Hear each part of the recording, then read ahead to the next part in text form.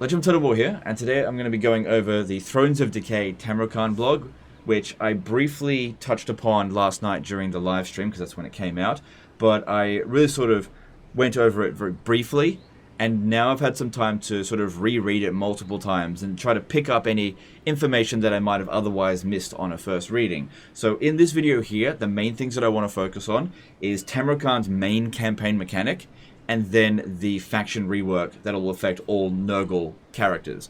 So let's firstly go down here. You can see Tamrokan, he is an ogre, which means he's going to be a fairly big target, seeing him next to the Pestigors here and the Chaos Warriors of Nurgle.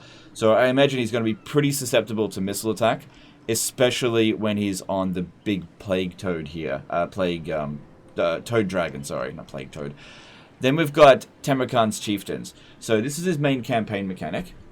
And a lot of this is left to interpretation, but I think it's pretty clear how it actually operates based on the information here. Seems pretty straightforward. You fight battles in your campaign, which of course is just going to happen naturally. And as you fight battles, you will gain this resource here, dominance. So the more battles you fight, the more dominance you'll get. You use that to purchase new chieftains, which look like they're all heroes. So you've got Kha'Zix the Befouled here. Then you've got a Chaos Warrior, like a Chaos Exalted Hero maybe. Then there's a Fimir Balefiend, a Skinwolf Werekin, a Bray Shaman from the Norskins, and a hero from the Chaos Dwarfs as well. And then there's other abilities here that you can activate and also increase certain unit caps. Using your dominance there. So with this, it's not something that's going to... You accumulate it for the first 50 turns and then just never need it again. Like a few other resources in the game, like Glory with Daniel the Demon Prince. After you've maxed it out, you just don't ever need it again. This will always be useful because you'll always be increasing your capacities that way. So that's good. And that's just something that gives him an edge over Kugath, because you're just getting this for free whenever you're fighting battles. Then the other resource is Fealty. So you get your chieftain, and then they've got sort of missions for you. And each one is going to have certain requirements for you to fulfill that will increase their progress towards their fealty.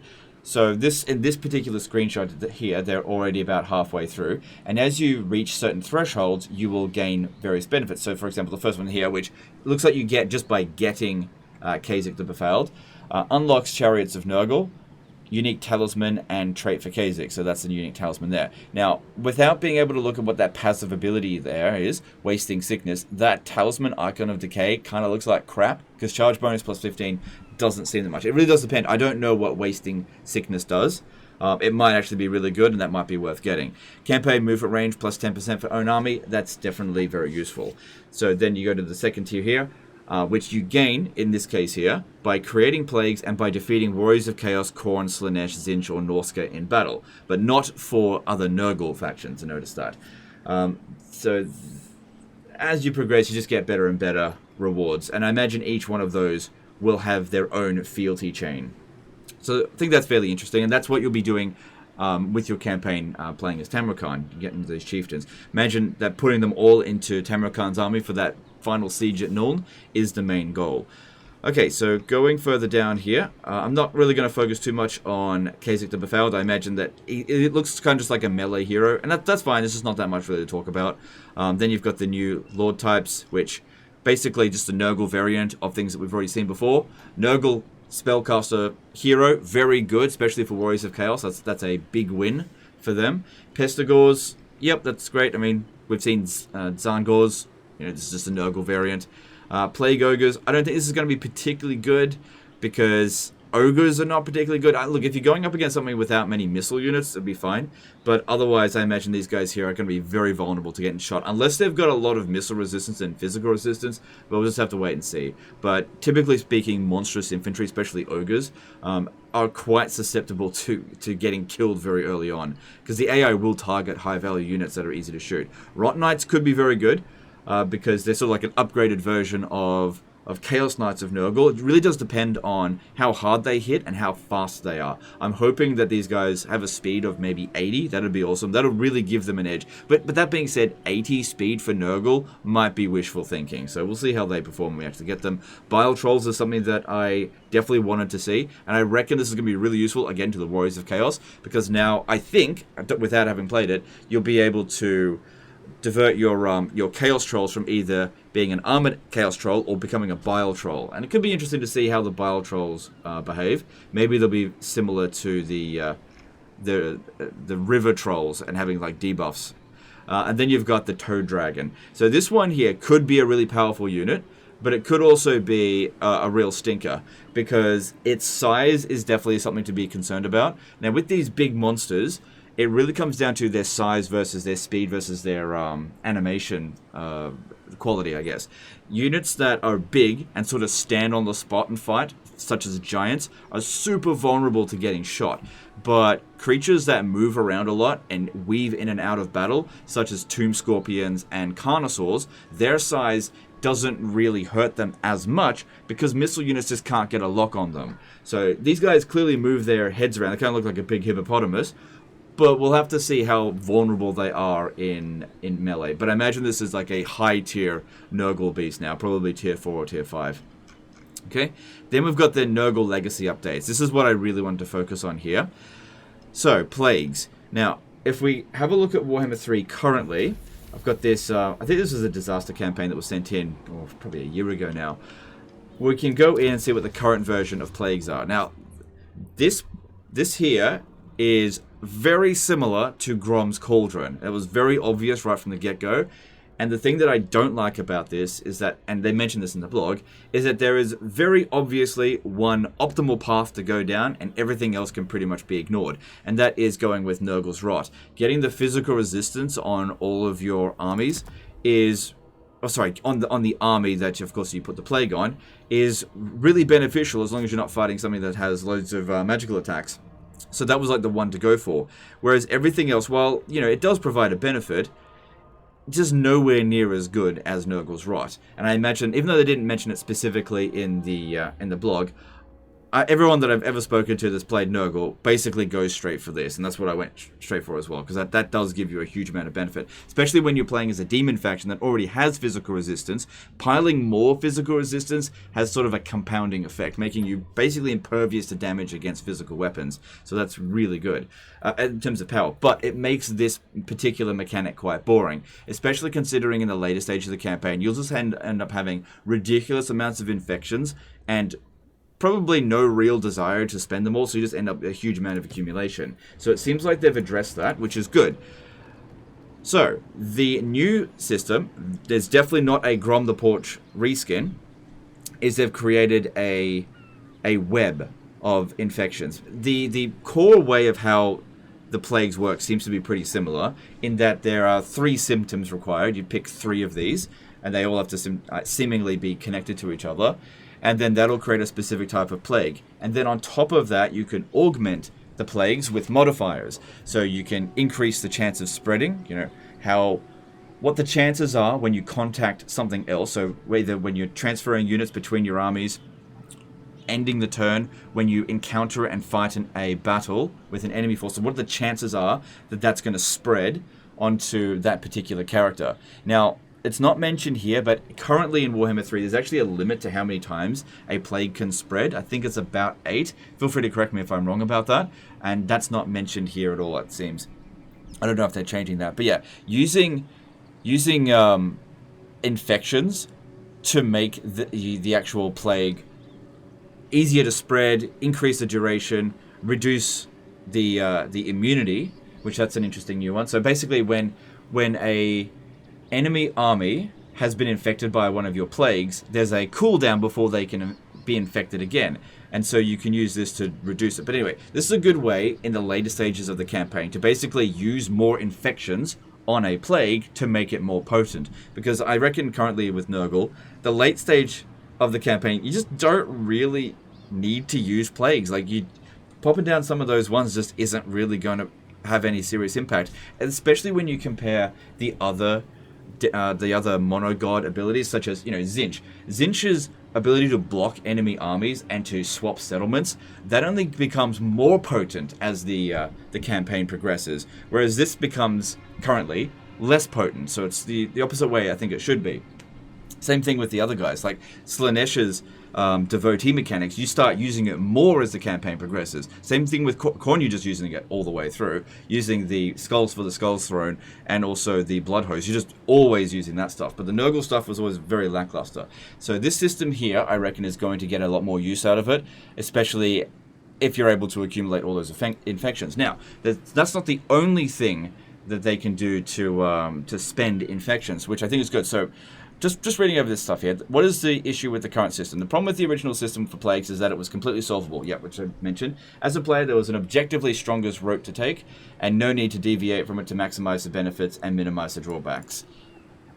So what are they changing? All the stuff here just sort of explain. Oh, there's also a video we can actually play here, which will show you sort of how it works, where you can pick 3, see the effects of it. Some of these effects seem a little bit low tier, but some of the other ones on the outer edge seem more potent. We just can't really see that. Another thing to note is that for every 3 plagues, it'll shift around all of these positions, and you can get a blessed symptom. And the blessed symptom, which all of this will just be random, I think, will be twice as potent. So if we go back a little bit, so if we can see here, where it says battle healing cap minus 50%, I imagine that a blessed one would be battle healing cap minus 100%. Now, in that particular case, it's important to note that that should mean that it drops it down to you just can't heal at all, because the current battle healing cap is actually 75%. So I imagine it cuts that 75% in half, but it's really hard to see how exactly that's going to come into effect. But that would be really useful against like vampire accounts, which you go up against in the early stage of the campaign. And then you've got the fleshy abundance here. Hopefully a blessed one means that you get 2 uses of it. So that's a very potent ability. So that's something that I think will get more use the later on the campaign you get, which is good. Good system there. Then we've got the cyclical building changes. So Nurgle's unique cyclical buildings has led to some unique and thematic gameplay strategies when it comes to recruitment, but we felt it had negative impact on their economy and defensive capabilities. So in the early stages of a Nurgle campaign, especially for the AI, if you end up losing units, those units become very difficult to replace because you just don't have a military barracks building that you just spam the same unit type. You have to wait for those units to come in. And it's very easy to get Nurglings for sure, but Nurglings, I mean, playing as Kugath, they're fine, but everyone else, it's not going to feel good to just be stuck with Nurglings. And what it meant in the early stages of fighting Nurgle is that if you destroyed their first army, they were just incapable of producing another one because they didn't seem to get too many cheats in terms of their unit capacities. So hopefully they're going to change that. So it says here, military buildings are still cyclical, but all remaining buildings are now static like other factions in the game. Good, so that'll make your income a little bit less random, I guess, or unpredictable. Because if we go through here and have a look at the building browser. So all of this should remain pretty much the same in terms of the cycles. But if you have a look at the economic buildings here, you start at number 1 and the income goes up to here, and then you end up back at square one again and you end up with less money. So that means sometimes you're making a lot of money and then sometimes you're not making much money whatsoever. So now it's just going to be a case of they upgrade as normal, probably to tier 3, so they're probably going to drop a tier. That's going to go away, and that'll probably be the max level of it. But they also said they're doing an economy pass, so maybe it'll be income generated plus 250, which will put it in line with other factions' economic buildings. Hard to say, but that being said as well, they've got multiple economic buildings, so we'll have to wait and see how that comes into effect when we actually get a chance to play it. But that will make it good for those things. Make it a bit more reliable and less unpredictable about what kind of income you're going to have. Military buildings now cost infections instead of treasury. So this is good. So having multiple different resources is something that that the Chaos Straws really capitalized on. Where you can, if you got money, you can focus all of your income on the treasury buildings, the stuff that's going to increase your economy, and you can not have to worry about your military buildings because you need the infections then to focus on your military stuff. So 2 different resources for your construction, I think, is a good way to sort of balance out different playstyles as well, because people who fight more battles will end up with more infections. So if you're playing on higher difficulties, higher campaign difficulties, you will probably be able to progress your military buildings faster than somebody playing on easy difficulty. So that'll be interesting. So yeah, to help manage with the choice between improving infrastructure and recruiting forces. We have done an economy pass in the buildings. Yeah, I mentioned this. So that's just going to, the numbers are going to be changing there. Resource buildings have had an effect overhaul. Doesn't really tell us what that is. So resource buildings previously have, if we go back over here, have been your source of where you get new heroes. So they've made some change to that. I don't imagine that Nurgle is suddenly going to be able to trade. So I don't think they're going to be able to produce medicinal herbs. But maybe you'll get more infections, maybe you get less, maybe this is not where you get your heroes from. Hard to say. They just said that there's going to be some changes with that. Okay, cult buildings have undergone an effect pass. Yeah, cults currently are very forgettable, so that'll be interesting to see. It would be good if they put some details on that. And the remaining cyclical buildings can now be rushed by spending infections. Now this is particularly good, so you can really progress your military and get some better units faster if you've got an excess of infections. So you don't end up in a situation like this, where you've just got thousands of them sitting around and there's no real good use for it. So by them adding more uses to these infections, you're playing the game more, which is what it should be doing. Then we've got the recruitment here. The changes. Nurgle's unique recruitment is currently too punishing for the benefit instant recruitment. Recruitment cost and recruitment health are now tied to the Nurgle corruption level of the province that the military force is recruiting in. 30% health at 0 corruption, which is the current system. So whenever you recruit anything, it's at 30% health, with the exception of Kugath and his Nurglings. They start off with a lot more. And then 60%, well, I imagine it scales, 60% health and minus 50% recruit cost at 100% corruption. So this will be good for recruiting within your own province to make it cheaper, and also to allow these armies to be up and running quicker. Recruiting a full stack, spending maybe 1 or 2 turns in replenishment, and then being able to send it straight into the field. Which means that Nurgle might be one of the factions that is able to basically suffer a defeat and then replace their army quicker than the other monogod factions. So that could be interesting to see how that plays out. I don't think that that's necessarily going to make them overpowered or even really competitive with Khorne, who is, in my opinion, the strongest faction in the game. That's debatable. I don't really want to get into it too much. But that's interesting to see how that's going to play out. Now, technology tree, this is the big one that I think they really need to touch on, because the current tech tree, in my opinion, is garbage, especially in Immortal Empires. And they did mention this, that the tech tree here was mainly designed for Realms of Chaos. Like, if we have a look here, growth plus 10 in settlements with chaotic wasteland climates. So this is the first tech tree that you get. Now, if you're playing in Immortal Empires, where is the closest chaotic wasteland in this general area? It's actually, the closest one is all the way down south here. So you're probably not going to make use of it, which is why this person, this isn't my campaign, this person didn't research it. And some of these effects are just really kind of garbage. Like, unlock plague symptom, fever, chance of plague spreading, plus 1%. This is boring, just really lame technology, especially when you compare it with what Khorne gets. Like, most of these technologies, not all of them, some of them are alright. Most of these technologies are very situational and just kind of garbage, like Eastern Malady. Leadership plus 12 when fighting against Cathay. This is at the very end of the tech tree. So it's like, it's only going to, it's like the meme where, oh, plus 5 leadership on a Tuesday when it's raining. Like, that kind of crap is just not very interesting. Those really very highly conditional stat buffs, especially when it comes to technologies. This is really, really boring. So hopefully they're going to go over that and get rid of all of those really conditional ones and give them some serious buffs. And also some seriously interesting technologies. Things that change how things work on the campaign map. Not just be like, plus 5 growth. That's boring, you know. It's a technology that may be plus 5 growth after you fight a battle, which is in line to Nurgle stuff related to Warriors of Chaos as well. Actually, I think they've got something like that in regular Nurgle as well. I just can't remember. Okay. So it's going to be split up into 2 distinct groups, one focused on military, the other focused on campaign faction bonuses. That's awesome, because that way, depending on how you want to play, if you want to focus on military, you can focus on that tech tree. If you want to focus on economy, focus on that tech tree. Giving you more options to play rather than having a very linear progression line. is good. And we can't see exactly what it is, but just this explanation here, it's got to be better than what we've currently got. The layout has also been reworked to make it clearer and easier to progress through the technology tree. Cool, well, looking forward to seeing that. Then there's army abilities. So previously, Nurgle gained army ability points based on the amount of damage taken.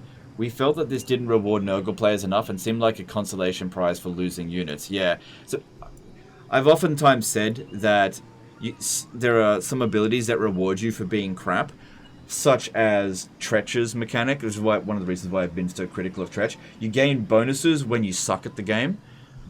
So I just don't like that, because for me personally, those abilities just don't really trigger that much. Honestly, taking damage as Nurgle wasn't too bad because of all the healing that you can potentially get, but what they're changing it to, in my opinion, is far superior. So Nurgle now gains a passive income of army ability points for every enemy unit in the battle map that is currently being affected by a negative effect or debuff. This plays into Nurgle's playstyle, spreading debuffs and contact effects, and makes them even more desirable for both campaign battles. So basically, if you've got a unit, most of your units will have poison attacks, right? So having someone go into melee and you've got poison attacks, if you're not taking damage, you can still be getting the army ability points that way. And the Nurgle army abilities can be quite potent, especially the healing one, and then there's a damage dealing one as well. So those are quite good. I feel like the other one, if I just go to one of these armies here, the 3 army abilities.